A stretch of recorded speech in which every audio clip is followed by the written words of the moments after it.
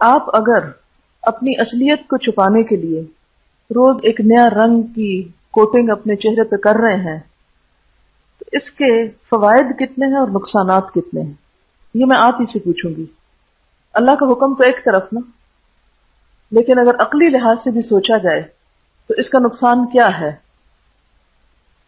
مستقل طور پر اپنی اصلیت چھپانا، کیونکہ ایک دو دن کی تو بات نہیں، ٹھیک ہے شادی کے موقع پر ذرا سا نکھار لانے کے لیے کسی حد تک اگر کیا بھی جا سکتا ہے، لیکن عام روزمرہ زندگی میں بھی اگر یہ طریقہ شروع کر دیا جائے تو اس کا کیا نقصان ہوتا ہے؟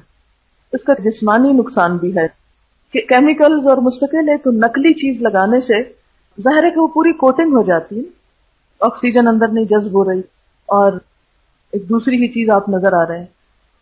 دوسرا نقصان، شکل دیکھ کر ایسی عادت ہو جاتی کہ اگر ان کی اصلی شکل کسی وقت نظر آئے تو وہ دیکھنے کو دل ہی نہیں چاہتا، انسان اس کو ایکسپٹ نہیں کر سکتا، یعنی بالکل ایسے جیسے ہوائیاں اڑی ہوئی اور کوئی سخت پریشانی یا مصیبت نازل ہوئی ہوئی ہے۔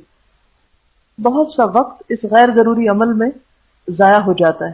اب آپ دیکھیں جس عورت کو دن میں 5 دفعہ وضو کرنا ہو اور وضو کرتے وقت ظاہر ہے جو کچھ اوپر لگا ہوتا ہے اس کو مل کے دھویا جاتا ہے، 5 دفعہ آپ نے چہرہ دھویا اور 5 دفعہ نماز کے بعد پھر آپ نے ایک تسنوں والی شکل چڑھائی اپنے اوپر، تو نتیجہ کیا ہوگا؟ بہت سارا وقت لگے گا۔ اس کے علاوہ اور کیا ہوگا؟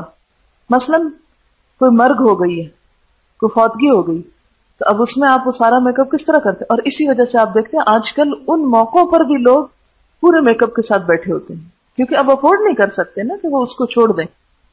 اسی طرح ان کی ایک جاننے والی تھی تو ان کو آخری عمر میں کینسر ہو گیا، تو وہ پھر یہ سارا کچھ کر نہیں سکتی تھی، کہتی کہ وہ شکل ایک تو بیماری کی وجہ سے اور دوسرا وہ جتنی تراش خراش کی ہوئی تھی وہ خود کر نہیں پاتی تھی، کوئی اور کر نہیں سکتا تھا، تو وہ اتنی ڈراؤنی قسم کی شکل ہو گئی کہ جو ان کے کیئر کرنے کے لیے پاس جاتا تھا تو وہ ایک دم گھبرا جاتا تھا۔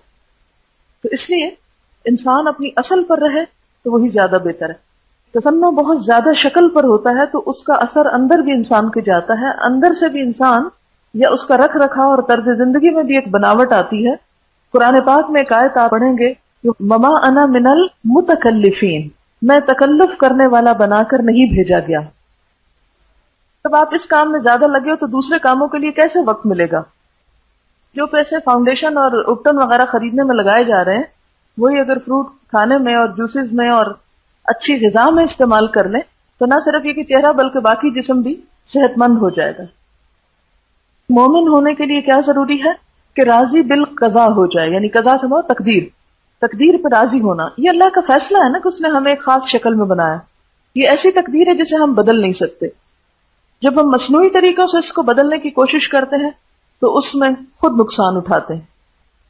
جب انسان اپنے آپ کو صرف سجانے بنانے کے پیچھے لگ جاتا ہے کہ میں صرف یونیک نظر آؤں دوسروں سے شکل و صورت میں، تو پھر اس کو اپنی دوسری کوالٹیز کو بڑھانے کی ضرورت نہیں رہتی، وہ صرف حسن کے بلبوتے پر دوسروں پر اپنا رعب قائم کرنا چاہتا ہے۔